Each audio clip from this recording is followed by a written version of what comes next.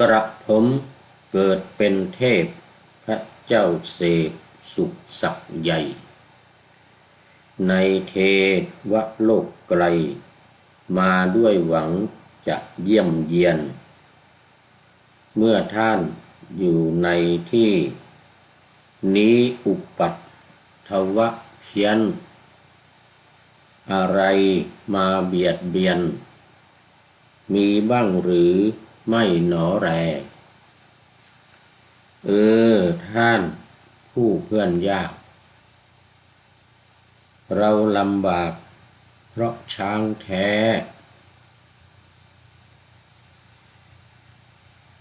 ช้างมาคอยรังแกท่านหรือมันทำอย่างไรมันทายพูดลงที่กวาดแห่งนี้คุยฝุ่นให้ฟุ้งขึ้นเราจึงได้คอยขนคูดทิ้งเหนื่อยแรงคอยเกลี่ยฝุ่นธุลีออกจากที่หลายแห่งให้เสมอและให้แห้งย่อมลำบากทุกเวลา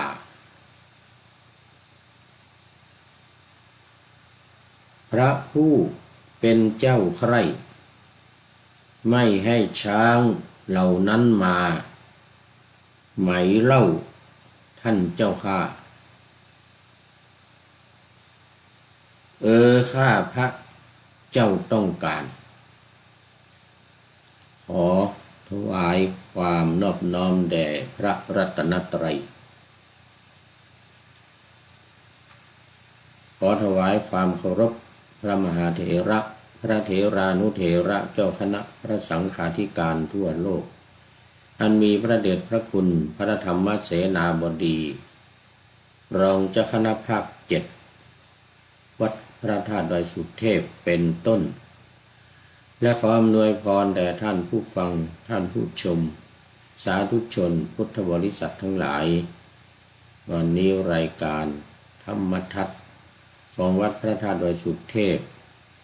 ออกอากาศทางสถานีวิทยุวพท2จังหวัดเชียงใหม่แห่งนี้ท่านมีร้อยเอกจำนงปัญญาวัฒโนเป็นหัวหน้าสถานีและอัตมภาพพระครูปริยัติยานุศาสตร์เป็นผู้บรรยายเป็นประจำทุกวันตั้งแต่เวลา7:30 นาทีไปจนถึง8 นาฬิกาโดยประมาณวันนี้ก็เหมือนเดิมญาติโยมทั้งหลายบันทึกเสียงล่วงหน้าส่งมาจากเกาะไอกึนนาศูนย์ปฏิบัติธรรมวัดพระธาตุดอยสุเทพไอกึนนาตาลลินเอสโตเนียอันนี้ก็ลอยทะเลมาลอย เนื่องจากว่าอยู่กลางทะเล แล้วก็เมฆหมอกนี่อะไรหิมะก็ตกหิมะก็ตกอยู่ตลอดวัน แต่ว่าตอนเช้าวันนี้มีแสงพระอาทิตย์โผล่มานิดหนึ่งแต่ว่าตอนนี้ก็มืดอีกแล้วเวลาตอนนี้ก็บ่าย2:16 นาทีที่นี่นำย้อนไปอีก5 ชั่วโมงก็จะเป็นที่เมืองไทยเมืองไทยก่อนเนี่ย ล่วงหน้าไปแล้ว 5 ชั่วโมงตอนนี้1 ทุ่ม 16 นาทีFC ทั้งหลายคงยังไม่เข้านอน ยังไม่เข้านอนยังกลับจากทำการทำงานข้างนอกมา2-3 ชั่วโมงแล้วแต่ไม่แน่บางท่านก็อาจจะเข้านอนไปแล้วไม่เป็นไร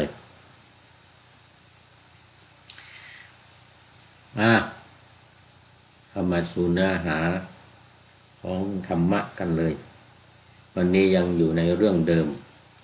คือเรื่องความไม่ประมาท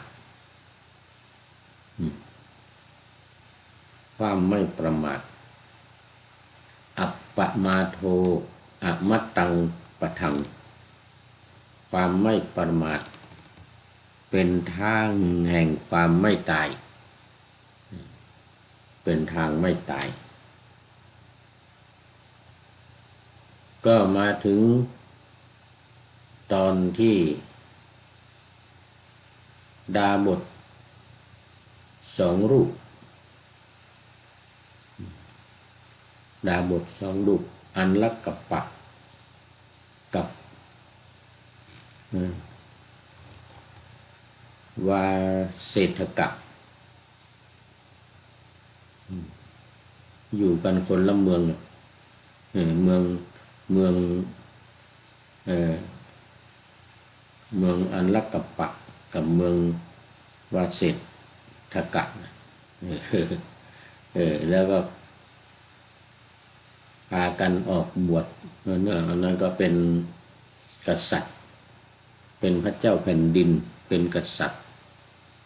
แล้วก็พากันออกบวชมาอยู่ในป่าเรามาถึงตอนที่อยู่ในป่าก็อานัดสัญญากันว่าถ้าไฟดับก็แสดงว่าสหายไม่อยู่แล้วนะตอนนี้พอไฟดับสังเกตดูไฟของฝ่ายโน้นดับอยู่บนภูเขากันคนละลูกอยู่บนภูเขาคนละลูกนั่นก็ปฏิบัติธรรมได้บรรลุธรรมละได้บรรลุธรรมเป็นยังไม่ถึงขั้นอรหันต์เป็นรู้สึกจะสกทาคามีนะเมื่อวานนี้ลืมไปหน่อยนะ ลืมไปหน่อยไม่เป็นไรโสดาบันหรือสกทาคามีพอทั้งนี้ก็เห็นว่าไฟดับแล้วไปแล้วเพื่อนของเราไปแล้วนะวันนี้ก็พอมรณภาพก็ไปเกิดบนสวรรค์ไปเกิดบนสวรรค์ก็นึกถึงเพื่อนที่ปฏิบัติธรรมอยู่ภูเขาอีกภูเขาหนึ่งก็เลยมาเยี่ยม ลงจากสวรรค์มาเยี่ยมแปลงเพศมาเป็นคนหลงทางเหมือนกันนะหลงทางเขามาถึงก็มาถามว่าท่านเป็นใครผมเป็นคนหลงทางหลงทางมาแล้วท่านอยู่ยังไงมายังไงอยู่ยังไงอย่างนี้เนี่ยทำท่าถามมันก็บอกว่าข้าพเจ้าเนี่ยมากัน2 คนโน่นมีเพื่อนอยู่อีกคนหนึ่งอยู่ฝั่งนู้นแต่ว่าตอนนี้เขาคงมรณภาพแล้วว่างั้นเห็นไฟดับว่างั้นเห็นไฟดับแล้วนี่แสดงว่าใช่มรณะแล้วองค์นั้นมรณะแล้วว่านะองค์นั้นก็คือเข้ากับผมนี่แหละข้าพเจ้านี่แหละว่างั้นนะอย่างนั้นเหรอนะ แล้วท่านยังไงไปยังไงมายังไงเนี่ยไปเกิดที่ไหนตอนนี้ผมไปเกิดเป็นเทพเจ้าข้างบนนู่นเหมือนกันเป็นเทพอยู่ข้างบนนู่น เนี่ยที่มานี่ก็หวังจะมาเยี่ยมเหมือนกันนะ จะมาเยี่ยมท่านนะว่าแล้วก็เลยถามนี่เหมือนป่าหน้าธรรมาสไว้วันนี้มาถึงตอนนี้ป่าหน้าธรรมาสไว้กระผมเกิดเป็นเทพพระเจ้าเสพสุขศักดิ์ใหญ่เหมือนกันนะเสพสุขอยู่บนสวรรค์นะมีศักดิ์ใหญ่มีเป็นเทพมีอำนาจใหญ่ในเทวโลกไกลมาด้วยหวังจะเยี่ยมเยียนนะเมื่อท่านอยู่ในที่นี้อุปัตถวะเพี้ยนอะไรมาเบียดเบียนมีบ้างหรือไม่เนาะแลมีบ้างหรือไม่อุปัตถวะทั้งหลายอันตรายทั้งหลายความเดือดร้อนทั้งหลายเนี่ยพอมีบ้างไหมถามองค์นี้ก็บอกท่านผู้เพื่อนยากเราลำบากเพราะช้างแท้ช้างมาคอยรังแกท่านหรือมันทำอะไรอันนี้มันเป็นถามตอบกันนะถามตอบกันถามว่าลำบากเพราะว่าช้างลำบากจริงๆลำบากเพราะช้างตัวเนี้ยเหมือนกันนะแล้วอีกเทวดาเทวราชก็ถามว่าโอ้ช้างเนี่ยมันคอยมารังแกท่านหรือว่ามันมาทำอะไรมันก็ไม่ได้ทำอะไรหรอกวะมันก็ไม่ได้ทำอะไรมากไม่ได้ทำร้ายทำอันตรายเราหรอกไม่ได้รังแกอะไรแต่มันถ่ายคูดลงในที่เนี่ยกวาดใบไม้เนี่ยที่เรากวาดใบไม้อยู่เนี่ยทุกวันเนี่ยมันก็มาขี้มาคูดปล่อยคูดลงมาเต็มไปหมดเราก็กวาดทุกวันเราก็กวาดทุกวันก็เหนื่อยเหมือนกันนะไปเกลี่ยฝุ่นเกลี่ยดินฝงทุลีอะไรมันก็ผ่านไปผ่านมาก็เหยียบบ้างเอาไม้เอาอะไรมาบ้างทำให้ที่เนี่ยไม่สะอาดวุ่นวายนะ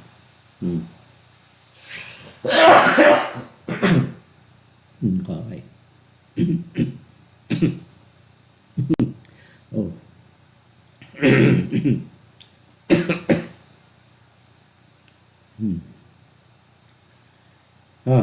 พระคุณเจ้า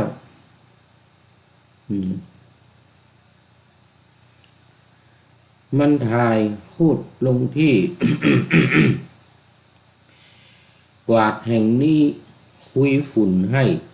ฟุ้งขึ้นเราจึงได้ คอยขนคูดทิ้งเหนื่อยแรงนะ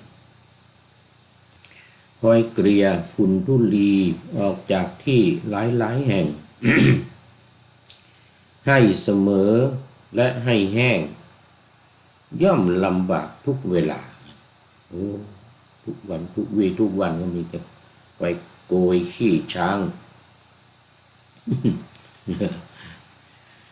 พระผู้เป็นเจ้าใคร่ไม่ให้ช้างเหล่านั้นมา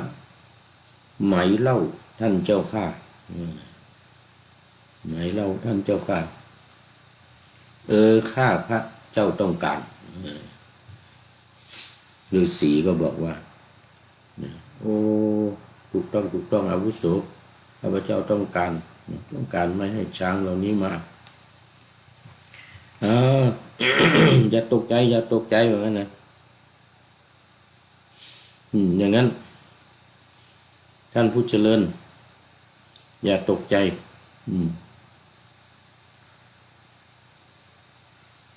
กระผมเนี่ยจะทำไม่ให้ช้างเหล่านั้นมาเหมือนกันนะเสร็จแล้วก็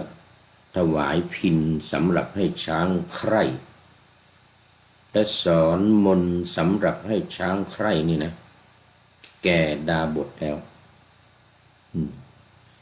สอนให้พิณ เอาเอาพินให้อันหนึ่งเสร็จแล้วก็สอนมนต์ให้ร่ายมนต์เนี่ยคือให้ร่ายมนต์ว่าเนี่ยถ้าท่านร่ายมนต์สายเนี่ยไม่ขอให้ดีดพินมันจะมี3 สายมันจะดีดพินสายนี้นะแล้วแล้วก็ร่ายมนต์บทนี้นะช้างมันจะกลัวแล้วมันจะหนีไปแบบนั้นมันไม่กล้ามองเลยแบบนั้นมันได้ยินเสียงแล้วมันหนีวิ่งหูดับตับแตกมันวิ่งจนขี้จุกตูดเลยเหมือนกันนะช้างทั้งหลายนะจะดุยังไงหรือจะเป็นหัวหน้าโขลงยังไงก็ตามเนี่ยนะมันได้ยินเสียงแล้วมันจะวิ่งขี้จุกตูดเลยเหมือนกันนะสายนี้นะถ้าท่านอีกสายหนึ่งถ้าท่านดิดสายนี้แล้วก็ร่ายมนต์บทนี้นะร่ายมนต์บทนี้ช้างเนี่ยมันจะหันมามองเหมือนกันนะโอ้ยมันชอบใจมันจะหันมามองแต่ว่ามันก็เกินกลัวอยู่มันก็หนีไปแล้วอีกสายหนึ่งท่านอีกเนี่ยมันมี3 สายนะอีกสายหนึ่งนี่นะถ้าท่านดีดสายนี่นะเสร็จแล้วก็ร่ายมนต์บทนี้ได้มนต์บทนี้ได้ช้างตัวที่เป็นนายโขลงมันนี่นะเป็นหัวหน้าใหญ่นี่นะจะเข้ามาแล้วก็น้อมกายเข้ามาท่านจะนั่งขึ้นไปนั่งได้สบายเลยนะท่านอยู่เนี่ยมันจะลงมาแล้วก็หมอบลงนะเรียกช้างหมอบเอียงหลังเข้ามาแล้วก็หมอบลงถ้าเราอยู่ข้างล่างเนี่ยหมอบลงแล้วก็ขึ้นไปนั่งได้สบายเลยเหมือนกันนะมันก็จะพาไปไหนจะพาไปไหนก็กระซิบที่หูมันนะบอกว่าจะไปตรงนั้นจะไปตรงนี้นะโอ้มันจะพาไปหมดเนี่ย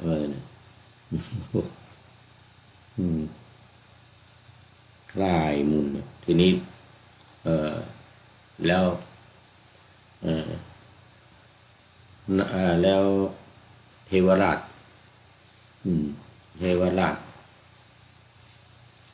ก็จากไปดาบทก็ดีดพินนี่เนี่ยพอช้างมาจะมาขี้ใส่ลานที่กวาดอยู่ทุกวันเนี่ยนะมันจะมารบกวนมันจะมาขี้ใส่นะพอมันมาก็ดีดพินสายนี่แล้วก็ไล่มนต์เนี่ยโอ้เปิดแนบเลยว่าช้างเปิดแนบเลยไม่มีมารบกวนในทีนี้ทีนี้ก็จบไว้ตอนนี้ก่อนทีนี้ต่อมามี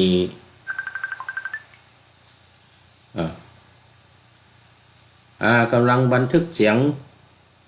กำลังจัดรายการอยู่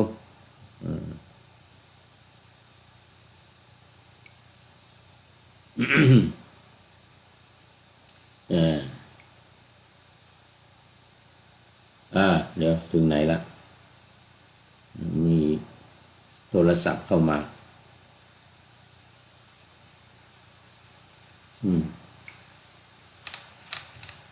นี่ทีนี้ต่อมาเรื่องนี้ของฤาษีดาบทนี่ก็เอาไว้แค่นี้ก่อนต่อไปนี้ก็จะมีเรื่องแทรกเข้ามาเรื่องแทรกเข้ามาจะเป็นเรื่องเกี่ยวกับพระเจ้าอุเทนจะมีเรื่องเข้ามาเกี่ยวกับเรื่องของพระเจ้าอุเทนนกหัสดีลิงพระเจ้าอุเทนกับนกหัสดีลิงนี่ยังไงคือว่าสมัยนั้นนะเมื่อในเมืองโกสัมพีเนี่ยในกรุงโกสัมพีเนี่ยก็มีพระราชาพระนามว่าพระเจ้าปลันตปะ พระเจ้าปลันตปะนี่นะเป็นกษัตริย์ครองเมือง โกสัมพีนี่อยู่ถ้าพระรัตปานนี่ก็มีวันหนึ่งก็ประทับนั่งทรงผิงแดดอ่อนอยู่ที่กลางแจ้ง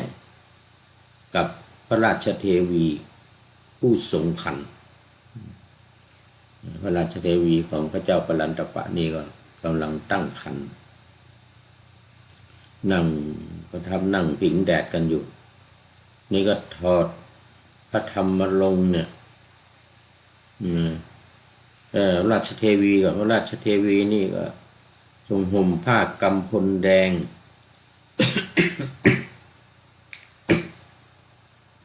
อันมีราคา100,000ซึ่งเป็นพระภูษาของพระราชาผ้ากำพลสีแดงเนี่ยโอ้มีราคา100,000นะราคา100,000นั่งปราศัยกับพระราชาอยู่ ห่มผ้ากำพลสีแดงถอดธรรมรงค์อันมีราคา100,000จากพระองคุลีของพระราชามาสวมใส่ที่นิ้วมือของพระองค์คือพระราชเทวีเนี่ยก็ถอดเอาธรรมรงค์แหวนเพชรแหวนทองมีค่า100,000ในนิ้วมือของพระราชาเนี่ยก็เอามาใส่ในนิ้วมือของพระนางใส่ในองคุลีคือนิ้วมือของพระนาง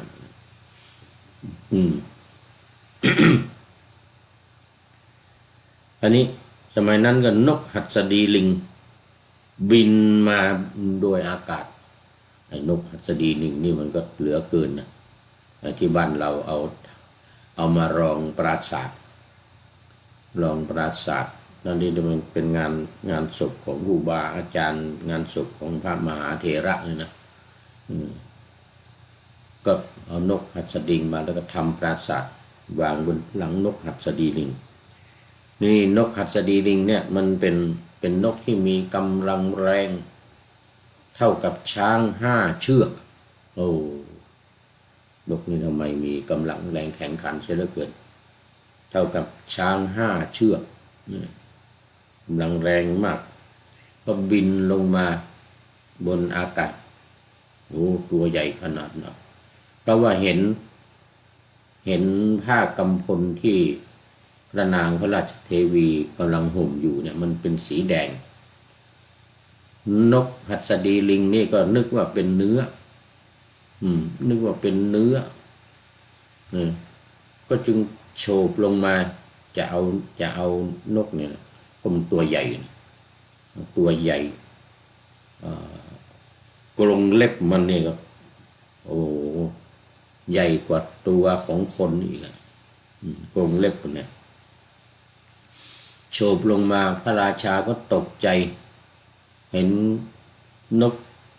หัสดีลิงมานี่นะหัวเป็นช้างเลยนะหัวเป็นช้างตัวเป็นนกตัวใหญ่บินโฉบลงมาตกใจก็เสด็จหนีเข้าไปในปราสาทก็เหลือแต่นางราชเทวีอยู่ข้างนอกทีนี้วิ่งไม่ทันเพราะว่าท้องแก่ทรงคันอยู่ท้องแก่ทรงคันก็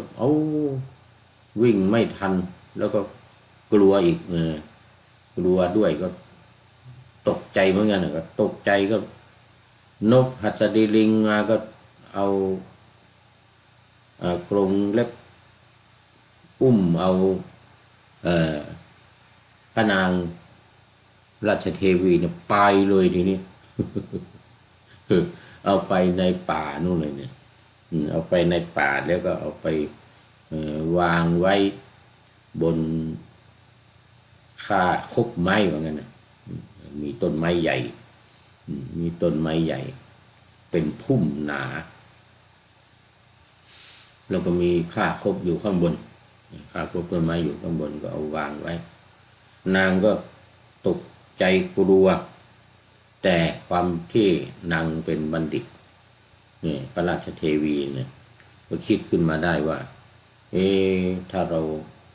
ตอนที่อยู่ในกรงเล็บของนกหัสดีลิงเนี่ยนะถ้าเราร้องขึ้นมาเนี่ยนกนี่ก็จะกลัว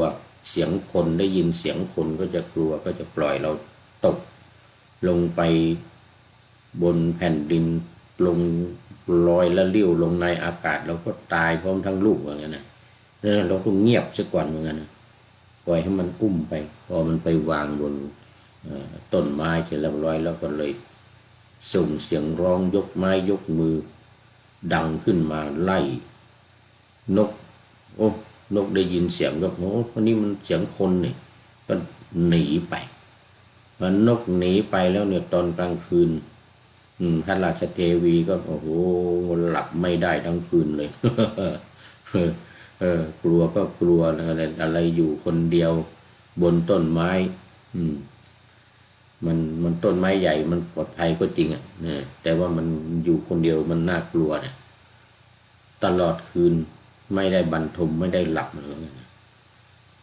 รุ่งขึ้นก็ลมกัมมัชวาตก็ทำให้นางคลอด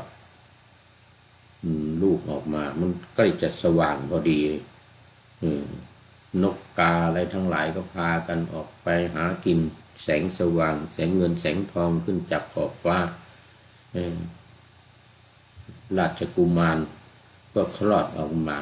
ก็เลยตั้งชื่อว่าอุเทนนี่พระเจ้าอุเทนมาละ นี่จะเป็นพระเจ้าอุเทนนะเนี่ยแต่ว่าเป็นอุเทนตกยาก อยู่ในป่าในดงอยู่บนคาคบไม้จะทำยังไงนี่ต่อไปพระฤาษีดาบทมาหาอาหารกินนะทีนี้ ฤาษีเมื่อกี้เนี่ยนะดาบทที่ว่าเมื่อกี้เนี่ยก็มาหาเรียกว่ามาหาอาหารกินคือปกติเนี่ยจะมาเอากระดูกหรือมาเอาอะไรที่นกเนี่ยเอามากินเนี่ยนะก็เอาไปต้มกินน้ำมันบางทีก็อาจจะมีเศษเนื้อเศษอะไรเหลือของนกเอามากินเอาไปต้มกินพอมาถึงข้างล่างก็มาใต้ต้นไม้ก็ได้ยินเสียงเด็กร้องเสียงเด็กร้องมองไปมองมาก็มองขึ้นไปข้างบนเห็นพระราชเทวีเห็นว่านางอยู่ข้างบนก็เลยตะโกนถามขึ้นไปว่าท่านเป็นใครมาจากไหนนางก็บอกเอาลงมาว่าข้าพเจ้านี่เป็นมนุษย์ว่านั่นนะมองไม่เห็นกันมองไม่เห็นว่าได้ยินเสียงลูกร้องข้าพเจ้าเป็นมนุษย์เอาลงมาข้าพเจ้านี่เป็นเชื้อกษัตริย์นะไม่อยากจะผสมปนเปอยู่กับคนสามัญธรรมดามันไม่ได้ว่างั้นนะข้าพเจ้านี่ก็เป็นกษัตริย์เหมือนกันเหมือนกันออกมาบวชเหมือนนั้นสละราชสมบัติออกมาบวชเหมือนกันนะอย่างนั้นเหรอเหมือนกันนะอย่างนั้นก็ลงมาเหมือนกันนะลงไม่ได้เนี่ย